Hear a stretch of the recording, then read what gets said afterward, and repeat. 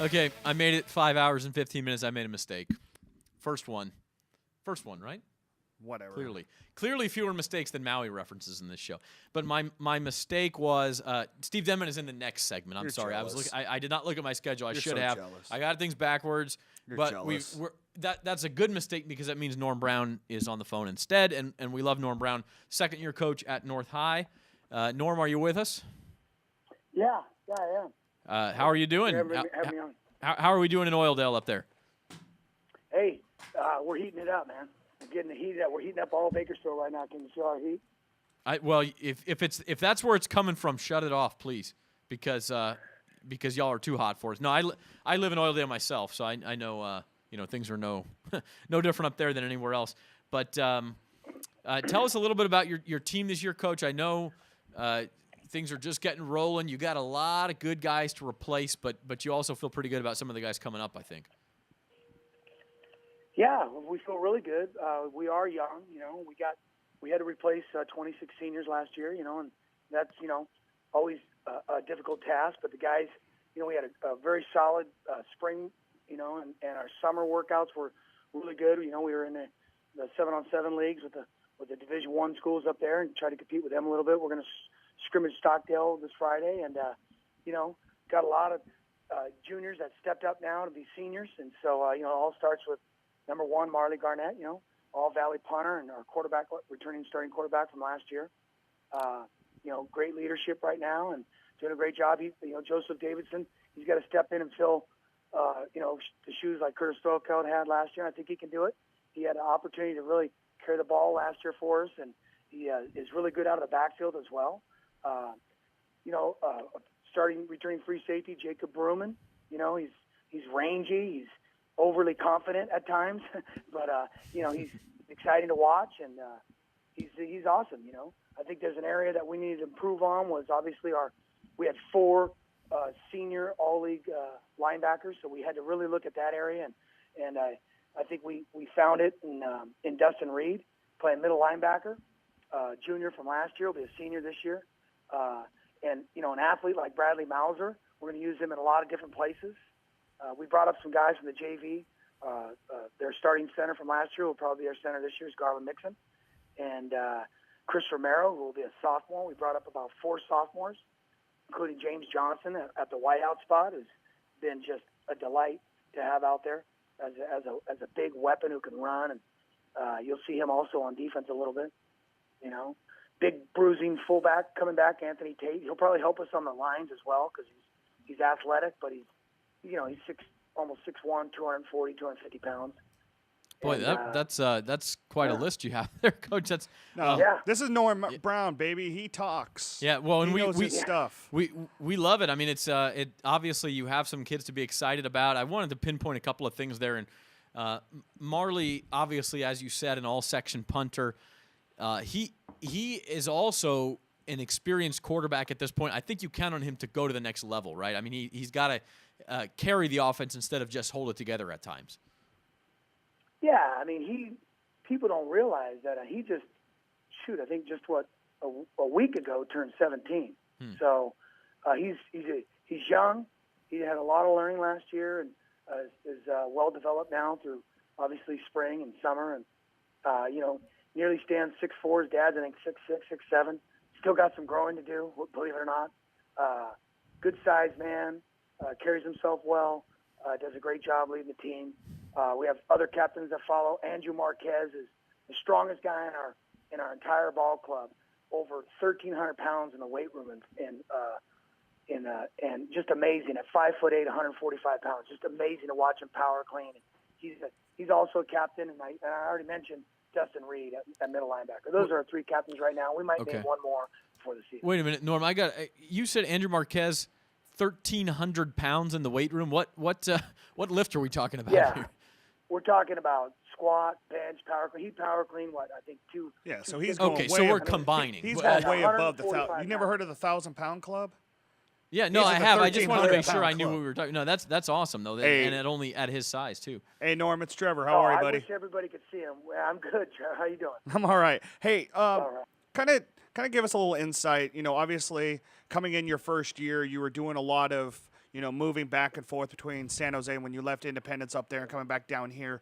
What's been the biggest difference for you now in year 2, now that you're settled here in Bakersfield and you got this program kind of, under your wings like you want it? What's been the biggest difference for you going into year 2?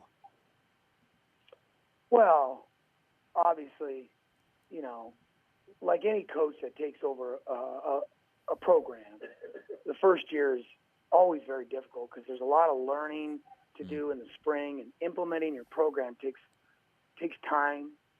It takes patience, and I'm excited and I'm fired up all the time, and I get after it. But at the same time, I have to remind myself. I know my wife does every night. You got to be patient with these kids and let them develop a little bit. And I think the biggest thing from last year, this year, is now we had a chance to have a full spring and summer where I was here, and we had a staff where we have on-campus guys here with them, and I thought that was the biggest difference.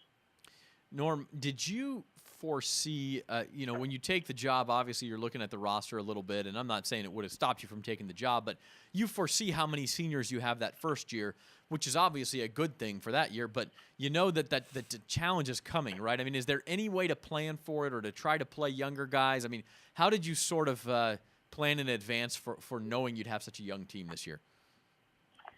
Well, you always revert back to your past experiences, and you reflect and think about the things that, you did well, in the broadcast booth, right? And so that's what I did in terms of my coaching career. And obviously when I played, and I had some really outstanding coaches who brought me up as a sophomore, and I'd say 10 other guys. We didn't do that here, but I brought a few sophomores up, wanted to make a whole new fresh look. And I think that we're young, but they're exciting, and I think we have tremendous talent here in Oildale, man. We got the youth football programs practicing at our facility now, and we're trying to move in a good, positive direction with our entire community of Oildale and our overall football program.